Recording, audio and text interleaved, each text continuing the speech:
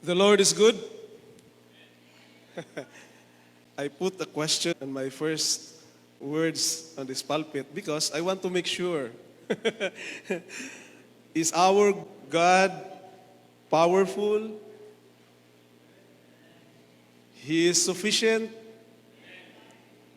Salamat sa Diyos sa atong mga kinabuhi, no? Kung wala ang Diyos, unsaon ka nato pag-abot diri sa simbahan? Kung wala ang Diyos, naga-provide og hangin. Na di ta kaabot dire, no? Kutas. Ang uban gani nagpalit na og hangin. No? But God provided us free sa hangin. So dapat magpasalamat kita. Okay. Ang tema nato sa tibuok nga bulan sa November, naglangkob sa mga pagpasalamat. Gitema kita always enough and always God. Have you not realized ngano nga ang bulan sa November, even October, dito gina pahiluna ang Thanksgiving.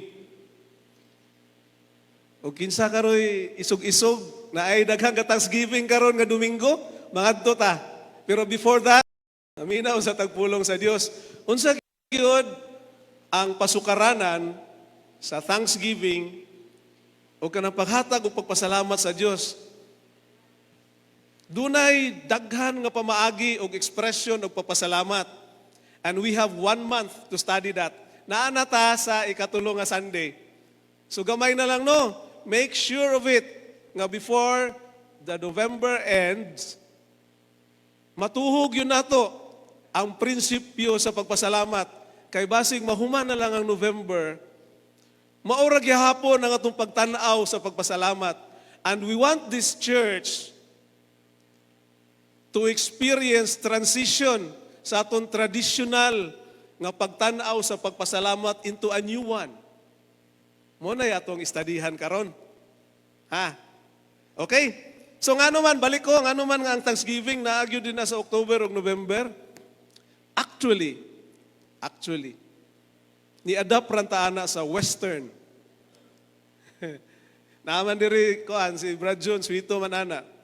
Sa Western, diri pasalamat nga wala tay winter. Sa Western, gina-schedule nila na ang ilahang agriculture nga dili matunong ang ilahang pagpananom sa winter. Kaya naabay mo tubo sa winter? Wala. So before winter comes, harvest na siya. Mananom na silang sugod. Siguro mag-arado-arado nagkuan. April, sugod na nag-May. They have 6 months to grow their crops. 6 months ba ng corn, June? 4. So siguro mga June, mananom na. Timing na, nga pag-abot og October harvest. Sa Germany, tawagan na Oktoberfest. So do not relate it to beer, ha? Daghan lang yung beer dito, pero harvest na siya. Sa US, Thanksgiving. Because dunay harvest. Celebrating the goodness of God. Okay? So medyo nakuha na ninyo, no? Ano magpasalamat? Tungod kay dunay, kabi. Traditional na ito nga konsepto. Kung doon tay kabi, hala, pasalamat kay abundansya. Prosperity. Kung ningon ta nga, angayan jud natong pasalamatan ng Dios. Tungod kay abundansya gyud ako ang nadawat karon. But today, we will be studying a twist. What if dili sumala sa imong expectation? Unya, na-delay. So kung mao na atong prinsipyo nga magpasalamat lang ta sa Dios tungod kay kabi, can we say that we will delay that thanksgiving to God? Unya na lang kanako pasalamatan, Lord. I-delay sa na akong 2 months, kaya pa man po ni mo gihatag. Tama ba? Kana nga konsepto mga igsoon, gusto natong dadon ang atong congregation sa Countryside Evangelical Church into a shift of focus from thanksgiving due to circumstance to thanksgiving to who provides. Kita ninyo ni? Gutom no? Bread. That is bread. Usbon ako. Kay manang klaro ang ato ang goal o purpose sa atong pagpanimbahon karon. Gusto natong i-shift ang atong naandan nga pagtuo o practice sa pagpasalamat. Kay nagapasalamat man kita tungod kay nidawat kita. No? Gusto natong i-shift na kana atong circumstance to the giver of the gift. So, padayon ta. Ganiha, na ay gi-mention si Carl nga na-catch po sa akong attention, which is really, God is good, no? Kay gibuhat ba yan ako ni nga lesson week ago? Anxiety. Kung dili ta mapagbigyan ana nga butang or na-delay, unsay atong bation? Anxious. Anxious, no? So, mo ni ato ang hitsura. Pamugot-mugot dayon ta. Kay wala na pagbigyan, magpapansin. Why pagpasalamat? Baka pasalamat ka na, ngayon na imong hitsura. Wala, gyud pagpasalamat. Then there is anxiety.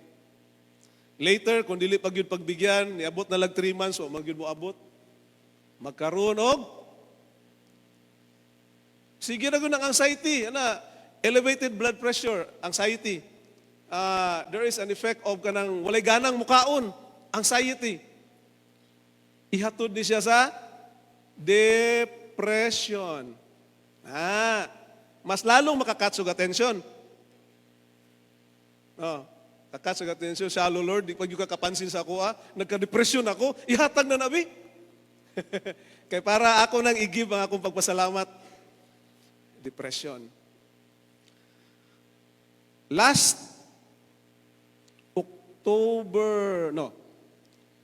End of September, doon ay nahitabo sa Cebu. And what is that? Earthquake. Earthquake that claims lives. Pila ganito? Ang fatalities? September 30, 9:59, earthquake sa Bugo, Cebu, which claims 79 lives.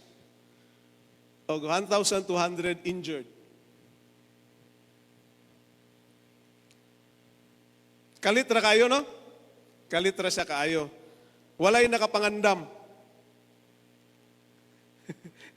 Mao na nga kung ang atong gigukod sa atong kinabuhi ang pagpangandam, makawang ka lang igsuon. Unya, magkaroon na kag anxiety and depression. No, wala kay may buhat. No? Tungod kay ang imong expectation nga ihatag sa Dios sa imuha, palagay nimo is failure. Then you develop anxiety. No? Unya, wala pag yun na kontento ang sirkumstansya.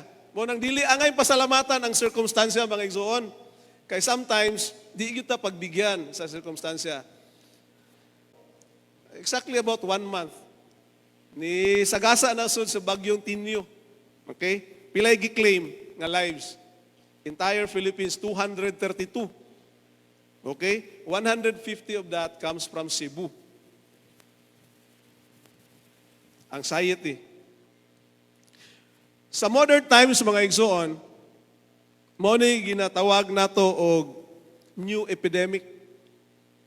Dili lang nato hibalaan mga igsoon. Muna bantay-bantayan nato atong mga sakop sa pamilya because we do not know what they are currently suffering. Anxiety. Okay? So unsa man na siya mga igsoon? Nagaingon dito nga kung we are anxious, we lost the trust of the Lord. No. Nga ang atong from the very beginning, we anchor our trust in the Lord. Mo manggani sa ato ang title karon nga enough to trust again. So ibig sabihin, we experience trusting the Lord. Pero nga naman, nawala ba? Nga niingon man ta nga enough to trust again. Siguro nawala sa ato ang experience mga igsoon. Okay? So, mauna, we live in a constant connection unta. Daghang kay tag connection mga igsoon. How many of us here nga pila yung connection sa Facebook? Padaghanay man eh. Nagani uban 1 million. Ako na ako'y 22,000 yata to. Connections in Facebook. No? Pwede na dito siyang mo-earn, mo-monetize. Pero kana nga connection, makatabang ba? We have abundance of it. We have abundance information. Last 2 nights ago, si Jong nasamad kay nanghuga siya. And we could not find any medication. So nagkalamunggay lang to, gidukdok na akong kamunggay, gitambal. But he secretly browsed it to AI. Tama ba nga ang kalamunggay makatabang? So immediately, there is an abundance of information. Even the diagnosis sa mga doktor, pwede na gyutang dili mo adto sa doktor. Pero nga naman, there is the irony, even if abundansya ang tanan-tanan, na anatatanan, kwarta, hospital, naagyapon ang sakit nga anxiety. So palagay na ako, dili rason ang resources. Dili rason ang resources. Kaya naaman tanan, you have plenty of friends to call. Unya, immediately makakall dayon ka, nag-text, tabang ana. But ngano nga rampant sa modern day ang anxiety. Unsay nawala diha. Okay?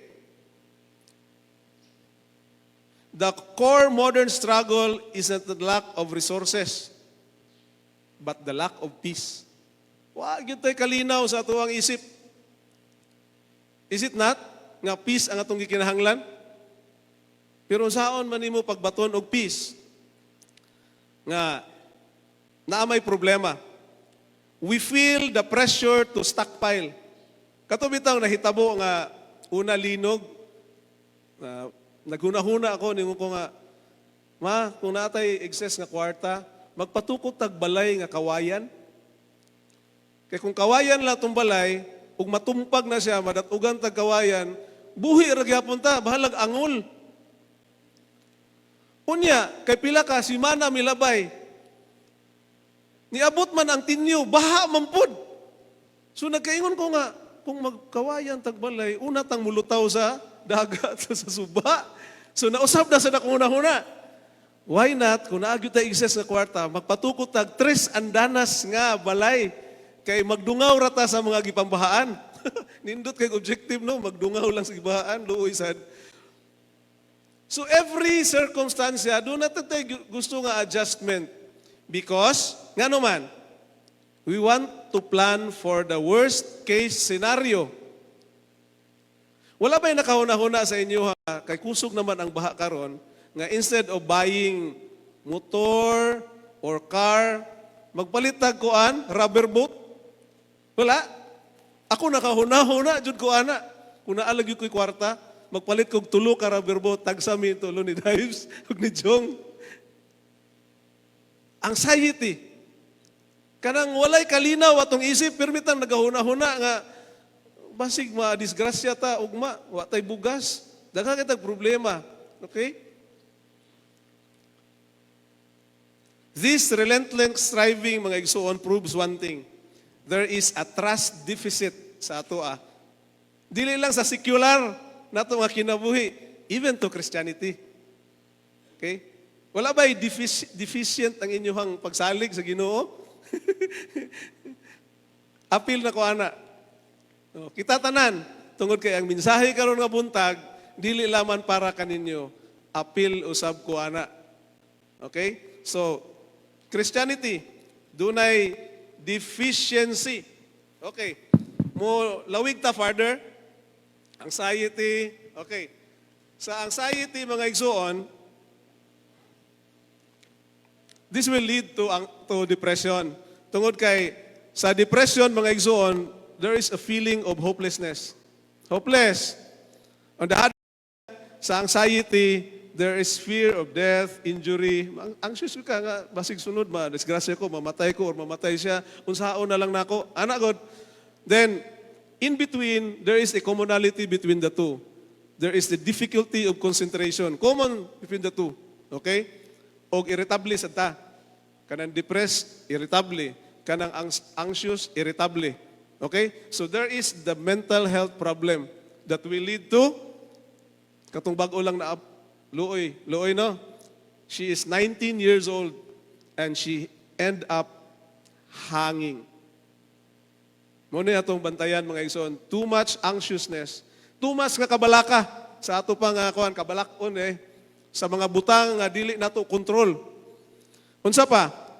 Naay physical symptoms usab.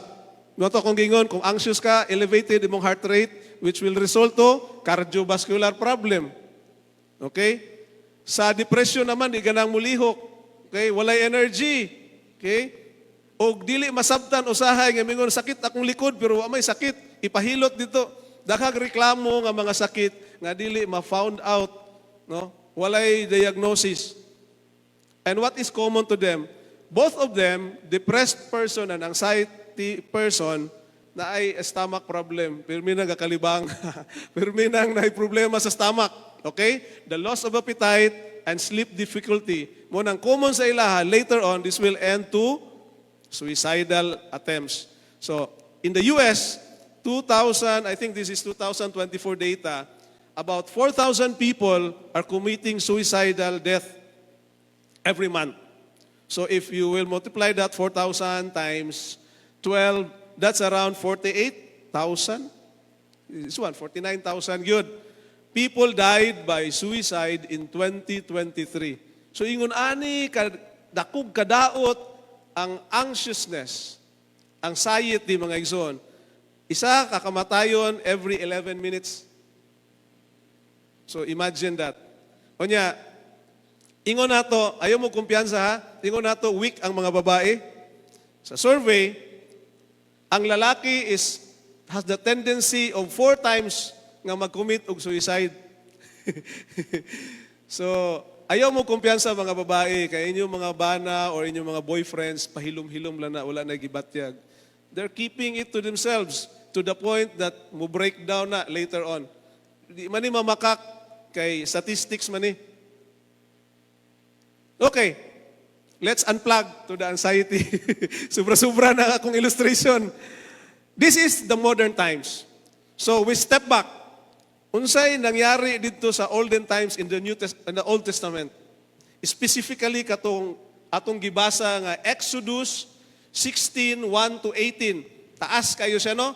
Pero it's necessary para matuhog yun nato ang lesson nga ato ang gi-propose karon nga kabuntagon. So unsa pod? Doon na ba'y anxiety nga gihambing ang mga Israelita ni atong panahon na? Sige. Doon na siguro. Basa ta. Sa Exodus 1 to 3. Bag-o lang nakagawas ang Israel sa Ehipto. Pila ka adlaw? 15 days plus 30 days, 45 days. So presko pa no? Naka-remember ba mo 45 days ago unsay nangyari diri sa CEC? Kay that will relate unsa ang gibuhat sa mga Israelihan noon. Kung nakahinumdum pa ba sila? October 1, nag-start ta og all-in. The start of our mission month. No, kasi nakahinumdum. Kahinumdum ka, Brad, kaya mo man ang istadihan. Pero actually, nakalimot sad ka ba? Human as we are, we tend to forget. This is what happened.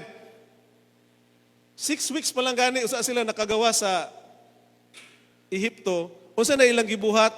The whole community grumbled. Nagreklamo. Tungod kay naa sila anxiety problem. Unsa ilahang problema? Kaon. Problema gyud ni kaon. Kay magkaroon kang anxiety ang tao. Sige, padayon ta. Kung sa ilahang giyama-yama, kung naalang unta mi dito, gusto namo nga dito na lang mi sa Ehipto. Okay? Dito mi mamatay kay ngano, dito dunay balbakua. Pot of meat. No? Pot of meat. Mao'y nasilsil sa ilang ating patakan nga, dito, naay pinakupsan dito sa lami kaayo. Bahala naka-bandage mi, nakagapos mi, nakakadena mi, basta busog mi. Okay? And you have brought us here in this desert to starve and even put us to death. Grumble, mga igsoon. So, mas worse pa di ay mga igsoon sa modern times. Wala lay na kuan dito, na naisgutan dito nga naka-mental health. Kaya wala pa man ma-discover ang mental health anong panahon na. But grumbling, there is grumbling, mga igsoon, nga nahitabo sa Old Testament. Okay? They forget. Kung sa ilang nalimtan, that 6 weeks ago, the most powerful creator, gibuak ang Red Sea. Nya pagkaon rin yung pagkaon ra. So unsay ato ang lesson karon? Sa diri pa lang nga slide pwede na nakog tapuson. Hinumdumi ang kaayo sa giver. Step back and remember, kung karon wala kay bugas, 2 weeks ago, basig 3 kasako ang gipasandig sa inyong sa inyong balay. Kisay gahatag adto? Ginoo. Unya karon wa kay pagpasalamat kay walay bugas.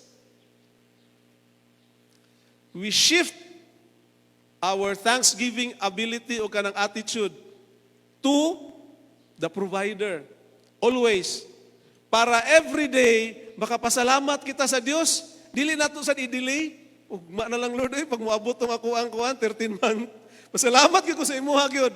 Bisag from sunrise to sundown, pwede jud kayo, pero karon ayo lang sa Lord kay wala man pud kay gihatag. Give and take no. Mura tag nang negosyo. Puhunan ka gamay, hatagan ka gimay, siksik liglig ay ibabalik. Okay, come to think of it. Heart of the person kinahanglan gyud natong i-cure, mga igsoon. And the way how to put gratitude sa giver. Sige. Na, unsa maabot ako sa kauras ani. Okay, the text summary. 18 verses man nag-complain. Not just a plain complaining, but bitter. Kasabot naman mo og unsay bitter, no? Kung bitter gani, wala gyud na lami gyud paminawon, basta bitter ang tao. Tanan nga pangdaot, bisag lami pa na siya, iyan ang daoton. Okay? That they lacked food in the wilderness. Okay? But God is not waiting for repentance. Wa siya maghatag og pangayo sa magpasaylo, sa muhatag ko kanang He immediately give His grace, no? In a consistent provision of quail. Quail. Later, atong isgutan ang anong quail man gyud. Kadaghan man din na nga kuan, langgam nga dagko kayo, anong quail raman. And manna in the morning, the instruction to gather only a daily portion. Tungod kay dunay i-test ang Dios sa obedience, okay, of faith. Demonstrating that we need to rely on God's daily provision. Okay? Og dili ta mo attempt nga magkinaogalingon nga diskarte. Okay, kaning mga Israel, mga marukoy man po ni, mga bright man okay, gusto nilang pangunahan ng Dios, nagbuhat po silang diskarte, pero they fail. Okay? So, motto. Out. Okay. Typical Kamakop style. 3 points. Kunya karon gibuhatan natong acronym ACT, act. We need to act on this. So A, tila nagkaroon og amnesia ang mga Israelihanon. Tama ba? Nakalimot sila. And we want to address it now. Kung sa'yo mga pamaagi nga, Kung maabot kita sa punto ngayon, ana, di sa ta makalimot, maabutang ta sa amnesia. So we would like to address the amnesia. Second, we need to confine our current sufficiency. Okay? Unsa ba gyud ang ato ang naapa ba gyud? Sa una na ano? So paano na karon? And third, the transformation. Katong atong goal and purpose, katuyuan nato sa atong pagpanimbahon karon, unsa atong mabitbit? The change in perspective of Thanksgiving. So okay, jump in na ta, kay hapit na. Mga pa ta dito sa Pulumulok, magkuhan Thanksgiving. Kaon. Okay. Enough to trust again. Sige. Addressing the amnesia. So ningon dito sa Exodus 16:2-3, in the desert nagkaroon og grumbling. Mo na to no. Kanya naisgutan na sad nato nga there is a lie in the pot of meat. Dunay bakak diha. Okay?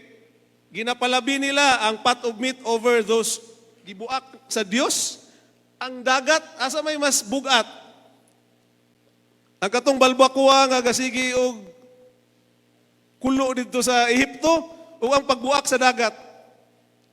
Sometimes, ana ba yata mga igsoon, we look on the pitsi-pitsi and we do not look on the bigger things that God provided us. Okay? Next. Mao ni, naggrumble sila tungod kay wala gyud bisag gamay nga sagbot. Ingon ani ako ang illustration no. Abog, walay tubig, way pagkaon, ingon ana. Gidala kita sa Dios dito sa kawaladon. Okay? Sige. Biyaan na nato ni sila kay dugay naman po ni nangamatay ni wala naman po tayo mabuhat sa ilang mukuha na lang tag lesson sa ilaha. Is there an instance of being a Christian na abot tag ingon ani? Kana atong anon ba may pato sa una nga wa pa ko na born again. Di jud ko mahutdan og bugas sa akong balay. Naabot ingon ana ang inyong kinabuhi. Kanang ingon ana gud nga questioning. Ma-discourage sa atong expectation. All the while, we thought that when we join the church, all persons are accommodating. Accommodating kaayo. But to our surprise, naaman din na kaayo taas kay kilay. Mahipay mo balik talang ko dito sa akong karaan kay happy pa mi dito. Karong orasaha, ga-video kay nami. Happy akong kinabuhi dito. Diri, gatuo ko nga mga maayo na silang batasan. Kunya gilabyan.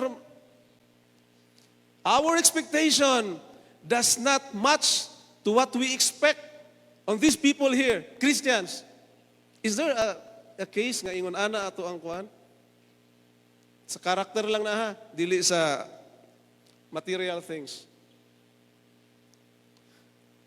Wala ba ninyo kwentaha nga karon ang rate sa casual is 430 unya nag-increase nag 30 460 no. Ako na siyang gi-compute. Pilay nawala ninyo rong adlaw? Nawad-an ta og namay 30% kapatong karon kay Sunday man og nag-duty ta no sa mga workers. 598 atong nawala karon. Kay ni-attend man ta og simba. In 1 month pila na? 2,392. Oy, dako-dako na. Upat ka Sunday na. In 1 month, in 1 year, times 12, 28,000. Dako na, oy. Kung wala tata nagsimba in 1 year, natay 28,000. Kinsay negosyante dire? Kinsay na narado og tindahan karon? Pinakagamay nga income, profit, siguro nasa 3,000 a day. Tama ba, Brad Noel, no? Nakapaninda man ni sila. Sa una, murag musara man siguro mong Domingo, no? Pero kung mo siyang kwintahon, that's 90,000 a month. Kung magsigira mong paninda, why simba-simba? Is that money? Money.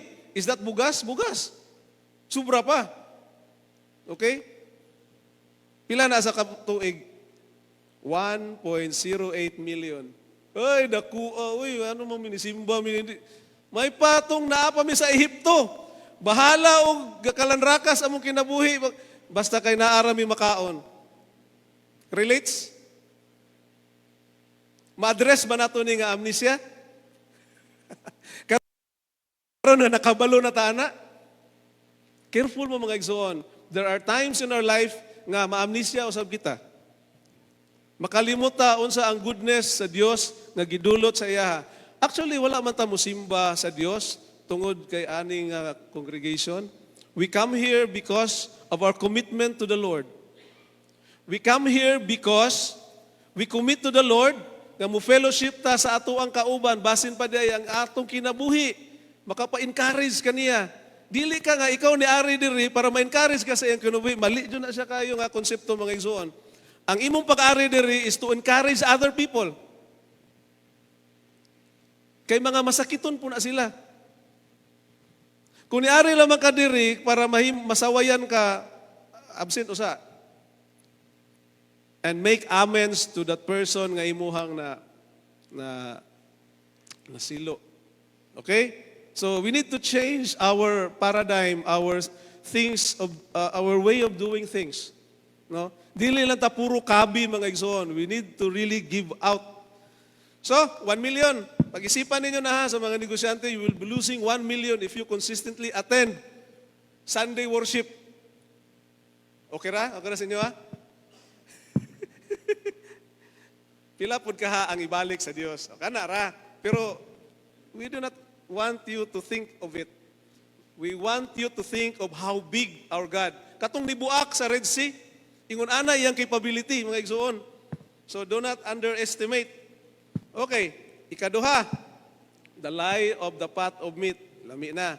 And they said that we are missing the change in exchange of food. Uy, ganahan mo sila kadena. Kay balo ba mo kung sa gawas pa mo sa iglesia mga igsoon, you are in the bondage of the devil. Wala gyud tay protection against Satan. Diri ginahungit kita adlaw kada Sunday ginahungit kita sa pulong sa Dios para pag-abot nato sa gawas we are protected. Pero karon gusto nimo sa imong kasing-kasing nga mobalik na lang ko didto kay wa man pud pagkaon diri way ayo yung simbahan oy mga tag-as kay kilay diha. Sige. And this will result to grumbling. Mapansin ninyo na, mga igsoon, kung dili man ninyo na experience, makita ninyo na sa uban na to nga mga kaigsuonan, they will start to grumble. Kanang dili sila satisfied. Wala nila ma-receive sa Dios ang what they are expecting, they start to grumble, mag-murmur. Okay? Mag-istorya na sila lang usa. Then muna, ma-conclude na to, mentally depressed ni matawhanan ni. Delikado. So, tanaw na to ng mga indication, mga igsoon, no? And you're grumbling not to the person beside you. Kinsa may giingon ni Kuan, ni Aaron o ni Moses, you are grumbling to the Lord. Okay, gatuo ka nga, nag-grumble ka diya, nag-murmur ka, ang imong katapad, ang imong gimurmuran, you're grumbling to the Lord. Ikaduha, na-address na ba ang amnesia? Okay? So, settle na tayo ha, kaya hapit na tayo gawa sa November, lain na po itong atima next month.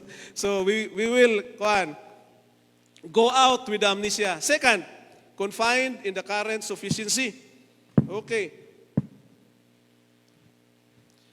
Exodus 16:4-5, nagaingon ang Diyos nga, kay nakadungog man ko sa inyong grumbling, I will not delay. So, I will rain down bread from heaven for you. Wala pa buta sa Dios nga magrepent ang mga Israelite. Kung nakita niya ang ang urgency. So gitagaan niya og ayuda, mga igsoon.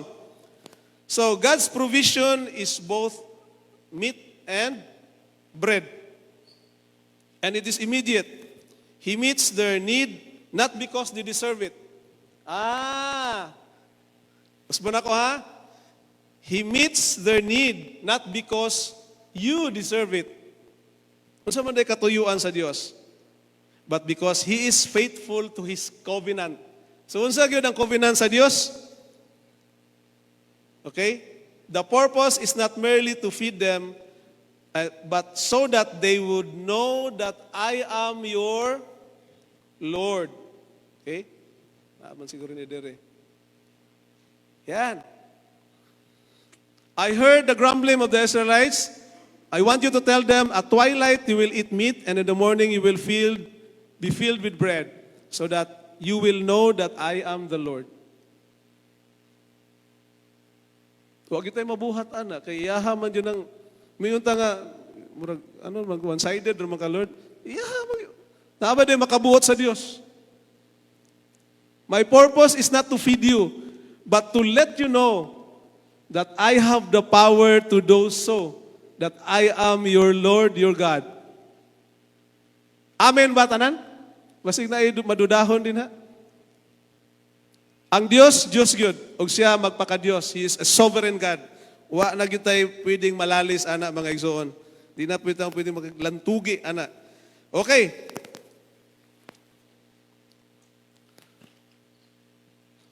And every day, gusto niya nga matistingan ang ato ang dependence sa iyaha. Ngano man, ingon ako ni Brad Carl ganiya, ngano man nga quail man gyud ang ipadala o ostrich na lang jud ebe. Kay pagusto gyud ta og ihaw ana. But the purpose of God is that every day magdepend ta sa iyaha. Mao jud na. Kay ang tendency man gud sa human, kung abundansya na gyud, makalimot jud sa Ginoo. O gusto niya nga everyday magsigitag pangayo. Do you remember sa Matthew? Nakalimot lang ko sa chapter, but in verse 11, give us this day our daily bread. Wala ang gigingon dito lo ni Ginoong Hesus nga, give us this whole month our daily bread. Gusto sa Dios adlaw-adlaw para adlaw-adlaw usab ka nga mag-rely sa iyaha. Sige. Unya, naapa pag mo diskarte? Kanang mag-iya-iya ba? Walay dependence sa Dios o gusto nga magbuhat gyud siya og kanang strategy, no? Strategist. So namunit sila og excess kay para na reserve. Kay basin day ugma kanang ma-short. Walay salig sa Dios, mga igsoon. They doubt what God had said to them. Ug unsay tawag ana, mga igsoon? Walay trust. Dili ba kaha mainsulto ang Dios nga nibuak sa Red Sea? Unya karon yunuhon ra nimo ingon nga magtigom ko, Lord, kay basin day sa sunod adlaw di nakakahatag. Kagrabe gyud panultihon ngayon ana nga Kristiyano, no? Pero usahay ana bay ata. Mag-stockpile ta. Maman gani itong pila ka ano to, malita to sa kay saldi ko. Ga-stockpile gyud siya gyud. Dito niya mahurot, no, in his lifetime. Pero nganong gibuhat man to? Because of anxiousness. They are anxious nga mahutdan. Mahurot pa ba to? Wag ani mahurot ng isa na lang ka kuan, ka lata sa bugas na nasa panudlanan. Sige. Ug unsay giingon sa Dios, very specific, no? Nga mag-gather sila og 1 omer. Ang isa ka omer, ako ning research, it's 2 quarts. Sige, familiar din na sa mga oil o pintura, 2 ka quarts or 1.8 liters. Enough for one person nga mana, bread. Tama-tama lang yun ng 2 liters nimo nga isa ka kuan. Ayaw pag-gather og 4 liters. Kay ngano man, babaho ora na siya, uluro na siya pagkaugma. Munang suko kayo si Moses tungod kay wala magtuman ang mga tao. They are distrustful. Wala sila trust sa Ginoo. So the miracle wasn't just for the food itself. Okay? The miracle was not just for the food itself, but it was the equity and sufficiency of the distribution. Okay? Sa ilahang pagpanguha, mga igsuon, dili man gyud na ma-accurate na may kulang gamay, no? Na mapoy sobra gamay. But at the end of the day, sufficient ra gyud siya. Dili man na siya milagro, mga igsuon. Kaya na magyud na laylay man tagkamot, na idagko og kamot, na igagmay nga kamot, na mga bata nang ulikta. But at the end of the day, insakto raman nga busog man sila tanan. So the miracle was not on the food, but it is on the proportionality nga gihatag sa Dios. Ngano man, because it is the hands of God nga maudyoy nagbutang didto sa ilahang panudlanan. Milagro, no? Kung ako siguro makakita, maka-experience ana niya, maka-realize ko nga ang kamot gyud sa Dios mao'y nagbutang sa inyong panudlanan, kanindot nga paminawon mga igsoon, and it will develop a good and complete sufficiency gyud ang Ginoo. No? God's economy is a perfect. Okay. Labaw pa ni siya sa doctors of kanang sa economy. He ensures everyone receives exactly what is needed for that day. So, gratitude is the conscious choice to accept the reality nga naa diri sa verse nato nga gihisgutan mga igsoon. What you have is enough because it was measured by the hand of God, and true trust is seen not in how much you save, but in how freely we thank Him for what we have today. Konklusyon na ta. So, enough to trust again. Is our God enough to really look back and trust Him again? Nasipyat man gyud ta mga igsoon, kay tao ra man gyud ta. But we have this opportunity to go back and trust again God. We reposition ourselves. Katong karaan nato nga pagtuo nga magpasalamat ta kay sa atong nadawatan. In case dunay twist, wala pa nimo madawatan, pasalamat gyapon ta mga igsoon. And that is the consciousness na gusto natong ipadangat karon nga buntag. Give thanks to the giver and not on the circumstance. Kay usahay ang circumstance dili pabor sa atoa. Okay? We must choose to let go of the meat on the pots to perceive security and embrace the daily test of manna. God's grace is sufficient not just for salvation, but for your daily life. Sige. Practice ta og daily gratitude. This week, there will be opportunity nga ma-anxious ta. Di man na malikayan. Okay? Na-bill. Katong 2 days ago, nag-text ang Globe. Giputlan ko og connection sa internet. Kaya kabalo na ka og internet. Rato lang tao kay wala interest balay. Wala lisura kayo. So, you begin to be anxious. Kung mahitabo this week nga mag-anxious ka, I want you to do this. Naman ta sa katapusan, ako na lang ning gilaktaw-laktaw. Stop the murmur. Stop the murmur. Nga naman, recognize the thought as a complaint against the provider. When you start to murmur, kanang nag-accumulate sa mga isip, mag-grumble na ko, kaya kuwan kayong Ginoo, kanang delay, nag-complain ka sa imo nga provider, mga igsoon nga, which is wala ra bagyo kay ambag. Ikaw na kang nagdawat, apo kay ambag, nag-complain bagyo ka. No? So dili siya maayo. Okay? So whenever there is a seed of anxiety, number one, this is what you must do. To address the amnesia, stop the murmur. Second, acknowledge the manna. So, when you are on the verge of having this anxiety, you try to recall 3 specific things that God has provided you today. Very simple na mga igsoon. Nag-worry ka sa imong bugas, pero wa ka mag-worry nga everyday gi-provide ba kag hangin sa Dios? Wala nag-worry sa inyo nga ugma baka ginhawa pa ba ko? Pero nag-worry kag bugas. Asa mas importante? Kung mawala og 1 minute ang hangin, buhi ka. Kung mawala ang bugas og 1 day, buhi pa no? Inom dag tubig. But yet you worry on the rice rice subsidy. So, baira ang imong isip mga igsoon. It's time to really sharpen our heads. Okay? Mga butang nga wala na to pangayua, pero gihatag yun sa Dios. Ulan, init man kayo ang jinsan, pero karon ni ulan para tagaan ta og maayo nga pagpanimbahon. Is it not?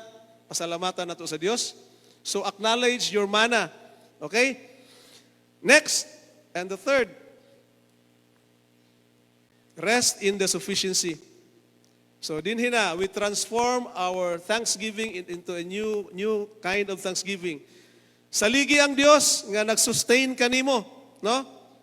He sustained the Israelites. In rough estimate, about 3 million people over 40 years. Others, nag-research ko, naa sa mga 700, but those were strong men, mga sundalo. but they're considering also the wives, the concubines, and the children. Mo na nga, ang rough estimate, 3 million ang gisustain sa Diyos sa diya sila sa wilderness 40 years. Nya ikaw, ikarang usa, duhara mo sa imong wife, di ka masustain. Tulura mo sa imong anak, di ka masustain. So, bear that in mind. So again, stop the murmur, acknowledge the manna, and rest in the sufficiency of our true living God. Gratify God based on this absolute sufficiency. Pasalamati ang Diyos, tungkol kay siya maayo, siya kasaligan, and we will shift our focus from what we do not have to the one who provides our all-sufficient God. Let us bow down our heads. May the Lord bless you and keep you, and may the bread of life, Jesus Christ, who is the ultimate fulfillment of the manna, fill your heart with peace, and may the constant knowledge of His daily sufficient grace transforms your worries into unending gratitude. Amen and amen. Maayong buntag. To God be the glory.